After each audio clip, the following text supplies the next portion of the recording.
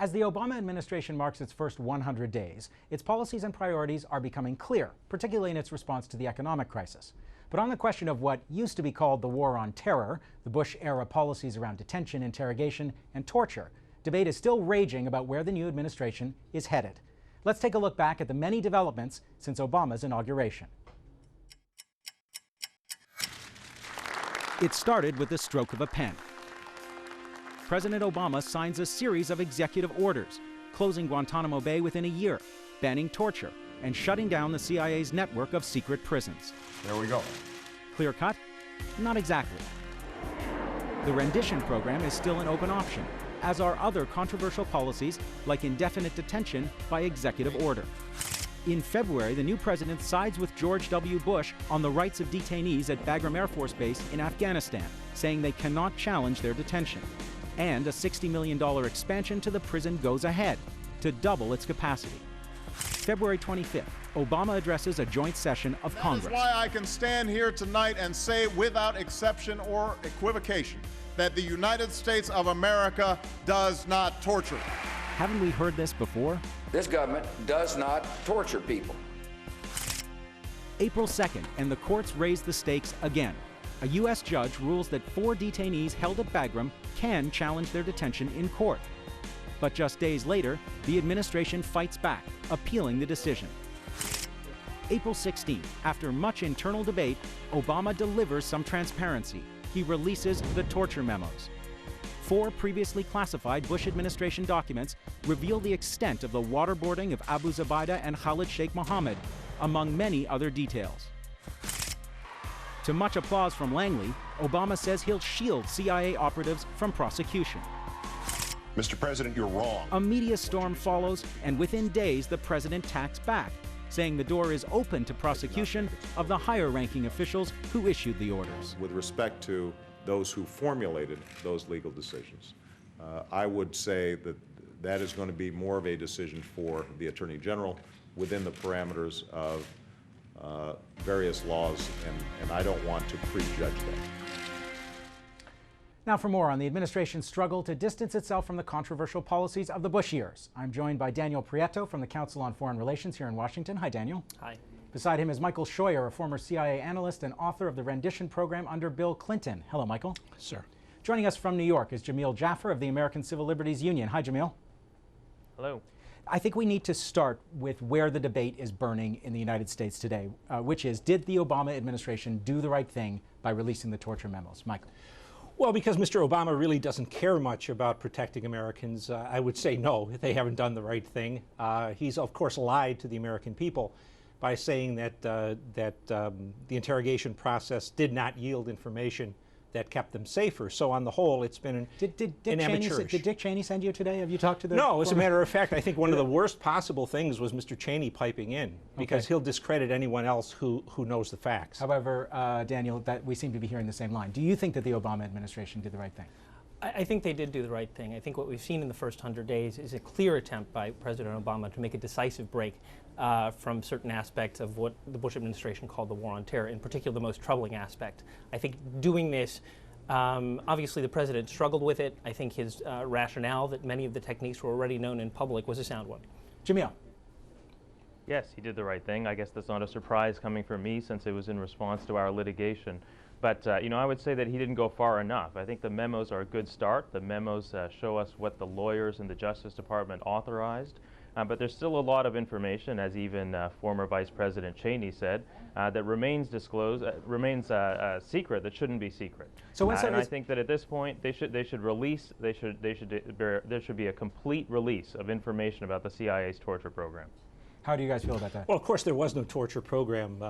Anything that's pro-American, of course, is torture for the ACLU. The program elicited information that better protected the United States, broke up plots against the United States, and aided our allies in Europe, which, of course, are among the most vocal critics of the program. And was torture, according to Pentagon officials. Go ahead, Jamil. Do we know that? Well, certainly, if you look at the May memo of '05, it lists very clearly some of the positive aspects of what we gained from that. It's important to note, though. Yeah, the people who authorize Hold on, Jamil. Go ahead, It's Daniel. important to know, though, that those facts are in dispute. I think this is something the Senate Intelligence Committee is going to pick up with their investigation of what the efficacy and value of the intelligence gained was.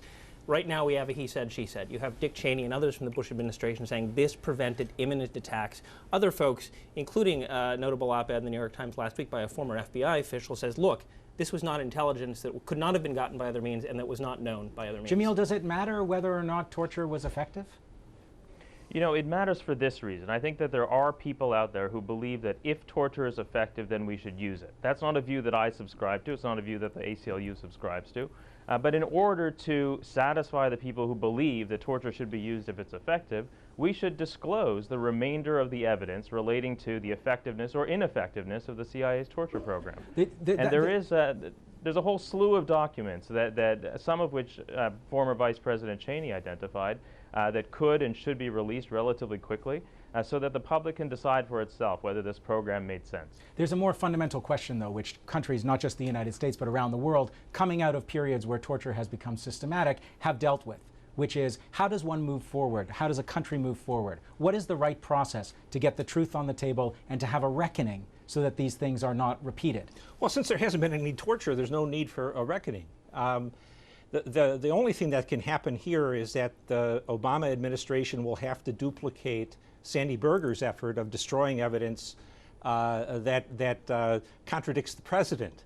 And so that's what we'll see. We'll see more political theater in the months ahead. And if you believe that the Democrats are going to contradict their president who said we can never use these again and find information that was useful to the United States, then you're a fool.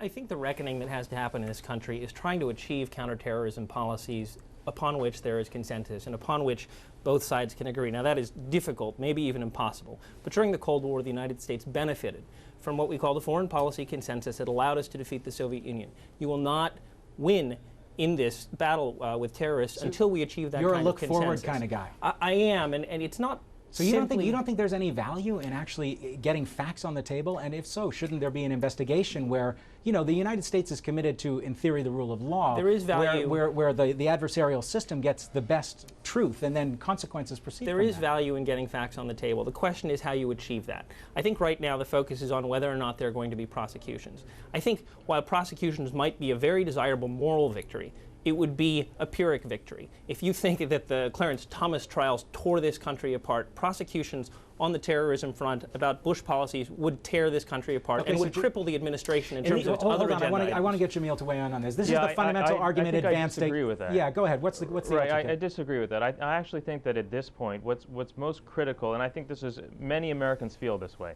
It's critical that Americans in general distance themselves from the Bush administration's policies. For a long time, we were able to say that these are policies that were initiated by the Bush administration in secret. We didn't know about them. We didn't know how far they had gone. We didn't know that they were torturing people in secret prisons. We can no longer say that. And in order to distance ourselves from the Bush administration's policies, it's necessary to hold accountable the officials who ordered violations of the law.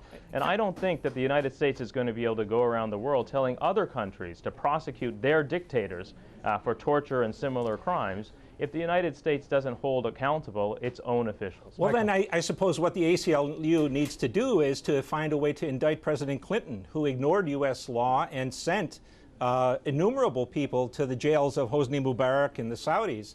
Rather than under a program you designed. Under the program I designed, that's exactly Michael, right. Maybe you should be indicted. I should be the one they should call to testify first before the committee under oath.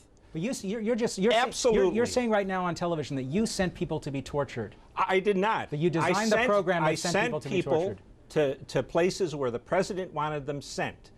And we told the president, if you send them to Hosni Mubarak, you're going to have human rights problems. He said, I don't care. Well, why didn't you simply refuse if you thought that was a problem? Because it was protecting America.